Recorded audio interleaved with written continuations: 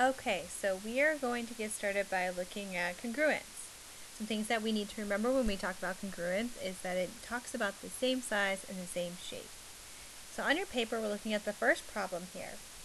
It says triangle ABC is congruent to figure FGH. Which line segment in ABC is congruent to GH?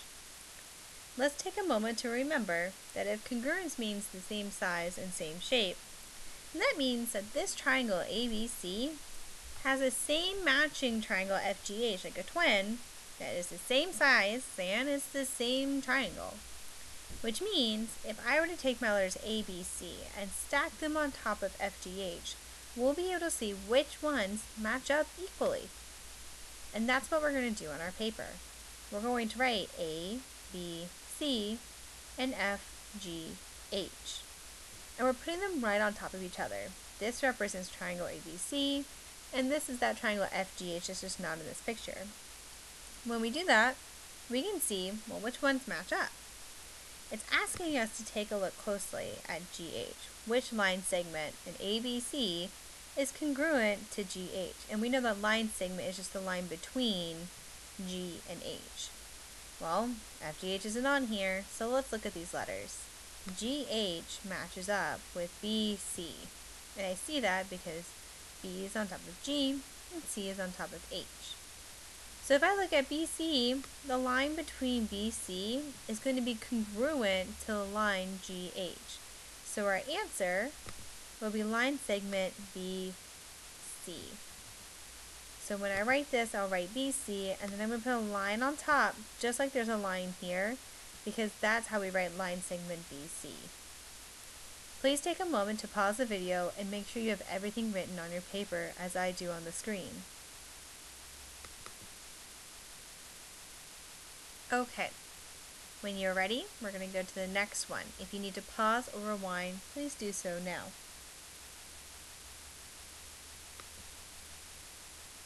Let's look at our next question. This one says, triangle PQR and triangle STU are congruent. We know that, one, not only does it tell us, but two, these are both triangles of the same size and shape. It's asking us to figure out which angle is congruent to angle Q, this symbol here just means angle, and which angle is congruent to angle P.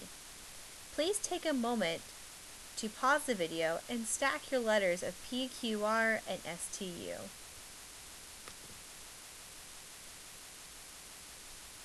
Okay, so let's look at our stacked letters. If you answered this correctly, you should have been able to stack your letters as P, Q, R, and then S, T, U. This is a strategy that will help us answer our question effectively. For this first part of the question, it's asking us which angle is congruent to angle Q. Well, I see that angle Q on top here matches up with angle T. So angle Q is congruent to angle T. So which angle is congruent to angle Q? Angle T is congruent to angle Q. Please take a moment to make sure this is on your paper. When you are ready, see if you can solve which angle is congruent to angle P on your own. Please pause the video and solve which angle is congruent to angle P.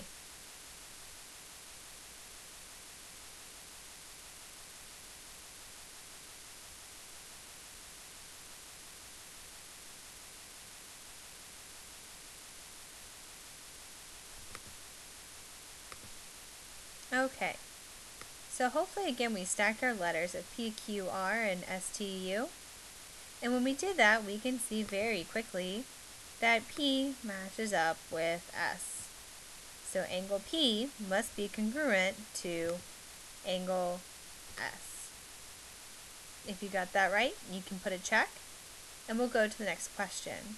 If you need more time, please pause the video now.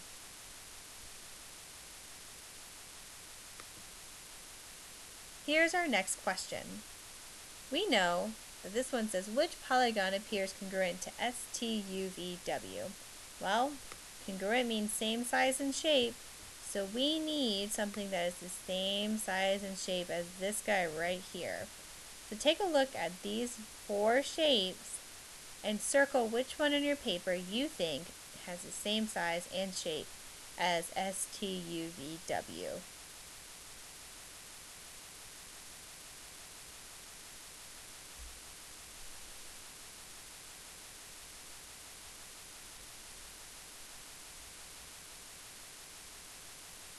Please pause the video if you need more time. If you are ready, we're going to go ahead and get started by answering this question. Again, if you need more time, just pause the video. We know that if it has to be the same shape, then we could definitely cross out this guy, because this quadrilateral does not match up with what it gave us as STUVW. It's not the same shape.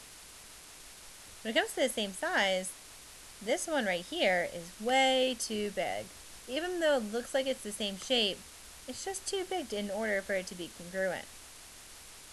Now, while these two shapes are relatively close in size, what we might notice is that this shape has a very long angle here, while this shape seems to be about the same length as this side here.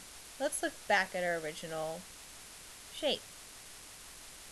This shape here, T and U, are almost equal to U and V. This side is not very long at all, so I know that I can go ahead and cross this one off, leaving us with only this as our final answer. Please take a moment to make sure yours on your paper is correct. Pause the video if you need, and we're going to go ahead and move on to the next and final question.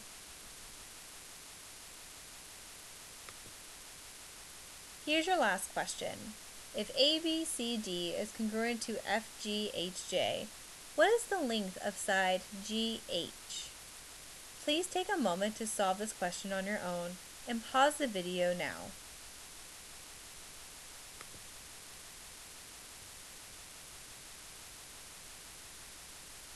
We're now going to give a solution for this. So if you need more time, please make sure your video is paused.